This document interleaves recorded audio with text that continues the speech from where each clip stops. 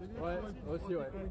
Salut Christian, donc voilà, on est Top of the Hops. Et est-ce que tu peux nous expliquer un petit peu ta brasserie, un petit peu les bières que tu brasses et que tu nous proposes? Alors, je vais te parler de celle-là, puisque c'est celle qui a été faite un peu pour le salon, qui est une bière d'hiver avec du sarrasin et du malt à whisky. D'accord. On est plutôt sur une gamme de bières peu houblonnées. Ouais. On a une eau qui est assez douce, ça nous permet de faire des bières plutôt fruitées. On est une brasserie qui existe depuis 9 ans et puis on continue à tester de nouvelles recettes et à nous amuser. Et donc maintenant, il y a combien de bières dans la panoplie de la brasserie? En fait, on fait toujours 3 bières. Il y a blonde ambrée obligatoire et il y a une troisième qui tourne. Et la troisième bière, il y a à peu près 14 à 15 recettes qui nous permettent de tourner. D'accord. Donc la bière rousse, la bière brune, la bière ambrée, la bière blonde, alors, la triple. La triple, on fait une bière aux fruits rouges parce qu'on est sur un plateau où il y a des myrtilles, donc d'accord. C'est pas une bière qui est sur le sucre, parce que la myrtille c'est plutôt acidulé, on est plutôt, ça ressemble presque à un lambic alors que c'est pas une fermentation spontanée. Ok, ok, c'est intéressant. C'est une fermentation, donc les fruits rouges directement dans le brassin? Non, pas pendant le brassin. En fait, on fait un sirop de grand-mère. D'accord. C'est de l'alcool avec des fruits. D'accord. Et c'est mis juste avant l'embouteillage. Ok. Et tout ça entièrement artisanal Oui, on est deux pour vendre, distribuer, fabriquer. D'accord. Et on fait très peu de litres, on fait 20 000 litres à l'année. D'accord, ok. Et qu'est-ce que tu penses un petit peu de l'engouement pour la bière artisanale en France? Comment est-ce que tu peux te démarquer un petit peu des autres brasseries françaises? Je sais pas, parce que par exemple moi je fais pas d'IPA, mais parce que c'est pas parce que j'aime pas ça, c'est parce que c'était pas ce que j'allais chercher quand je me suis mis à fabriquer de la bière.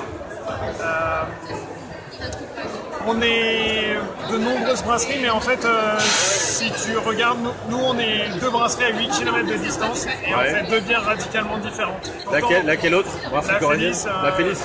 On a la même eau, on a des houblons et des maltes en commun et on n'en tire pas du tout les mêmes choses. D'accord. Il pourrait y avoir 400 artisans brasseurs, si chacun a une volonté propre, en fait tu peux faire 400 bières différentes. Et c'est normal qu'il y ait un engouement parce que les gens nous le rendent bien. On fait des choses qui sont différentes d'un artisan à un autre et du coup les gens ils aiment bien cette diversité. D'accord, ok. C'est comme le vin, je pense, il y a 25, 30 ou 40 ans. D'accord, ok. Et quels sont tes prochains projets de brasserie, enfin de bière, pardon, de brassin? Est-ce que tu as des petites recettes au coin derrière la tête? J'aimerais beaucoup essayer de l'ortie pour l'azote. De l'ortie? Ouais. Ok.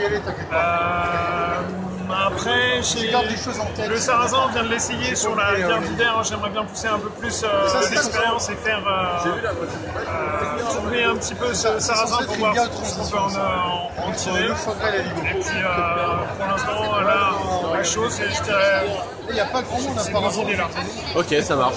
Ok. Et alors, Dimitri, qu'est-ce que tu penses de la bière, la brasserie du plateau?